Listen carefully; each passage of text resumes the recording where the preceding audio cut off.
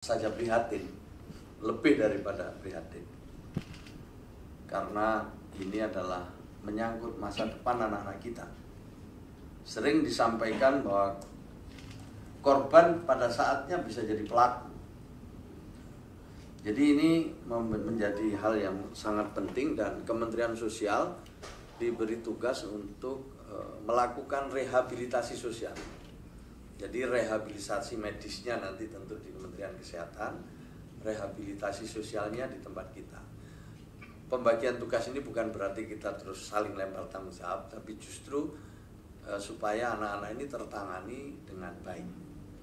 Dalam kesempatan awal tentu Kementerian Sosial siap untuk menampung, memberikan bimbingan, sambil nanti kita berkoordinasi supaya ada tenaga-tenaga medis yang juga bisa mendampingi, di samping tentu tenaga-tenaga kesejahteraan sosial.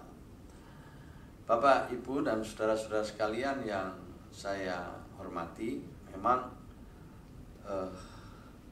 LKS, Lembaga Kesejahteraan Sosial, ya, yang juga sering disebut sebagai panti asuhan, ini menjadi salah satu binaan dari Kementerian Sosial. Dan kita ada berapa LKS, Mas, seluruh Indonesia? Yang terdaftar seluruh Indonesia 3.000. Saya kira faktanya lebih dari itulah. Ini yang terdaftar. Dari 3.000 itu yang sudah terakreditasi berapa itu? 3.000 yang terakreditasi. Yang belum terakreditasi adalah lebih banyak lagi. Tapi itu yang saya minta datanya itu. Jadi saya minta data lengkap LKS kita itu berapa. Ini penting, ya. Tadi diminta oleh beliau ini untuk memperbaiki layanan kita ini dan sekaligus melindungi anak-anak kita itu. Ya, salah satu yang harus dilakukan adalah akreditasi. Bagaimana kita bisa membuat LKS ini menjadi governance, tata kelolanya baik. Ibu bapak sekalian yang saya hormati, ada 3 dosa ya yang ditemukan oleh Kementerian Pendidikan yang melakukan survei pada 2 tahun yang lalu.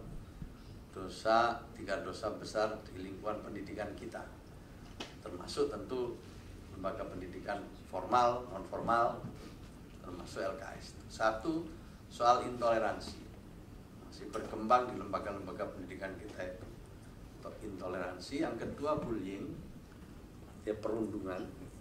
Yang ketiga ini kekerasan seksual.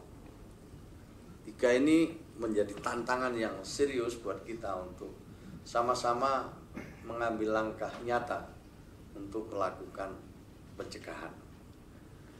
Nah, maka itu saya sangat bersyukur semalam Ibu Ketua menghubungi saya, dan tentu saya amat sangat senang bisa bertemu dengan Ibu Ketua dan juga Bapak Ibu sekalian. Ini termasuk ada relawan di sini.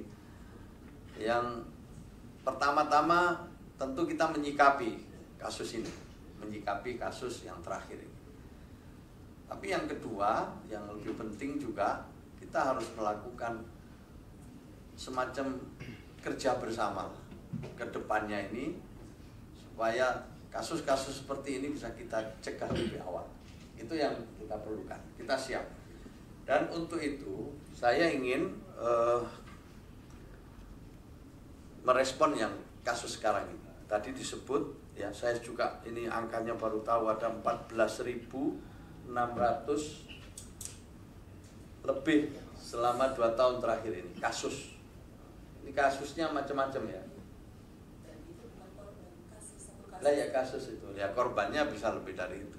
Ini kan, ini 14.600 lebih kasus selama 2 tahun, Pak, ini 2021 sampai 2003, ya, 21, 22, 23 kan kita siap, ya, apakah tempat tinggal sementara untuk rehab dan lain sebagainya kita siap, dan tempat kita lengkap untuk keperluan itu. Kalau memang jika ingin dicek, ya, mau dilihat kondisinya, dipersilakan.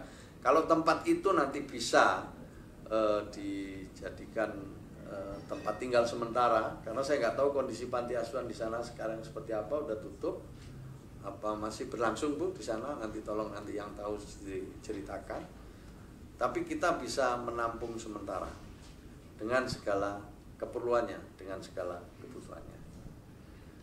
Nah, itu yang AI dari Mbak Ai, Ibu ini Mbak ya. Dia akan bertindak profesional, penuh perhatian, menganggap bahwa ini memang menjadi perhatian publik. Dan sama dengan Ibu tadi, kita berharap pelaku ini dapat hukuman yang setimpal, hukuman yang semestinya. Memang dari sisi hukum tentu kita serahkan sepenuhnya proses hukum itu, sambil kita dukung ya dengan bukti-bukti yang Ibu tadi sudah miliki. Jadi kita percayakan sepenuhnya.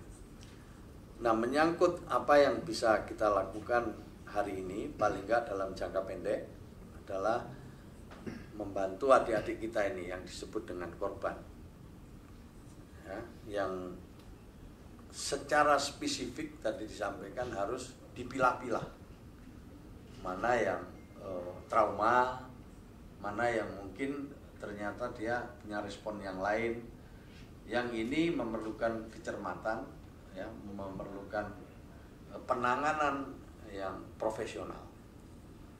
Kita akan diskusi lebih jauh nanti secara khusus, ya, untuk melakukan langkah-langkah. Saya mencoba membaca apa yang sudah dilaporkan di sini, meskipun belum keseluruhan, tapi paling tidak saya bisa punya gambaran, ya, tentang peta masalahnya, kemudian tentang identifikasi beberapa hal yang memerlukan tindak lanjut secara serius. Nah, Kementerian Sosial siap, ya, untuk diajak gandeng tangan, ya, memberikan dukungan yang diperlukan lewat instrumen yang kita miliki. Saya coba nanti minta Pak Dirjen untuk komunikasi dengan Dinas Sosial Tangerang.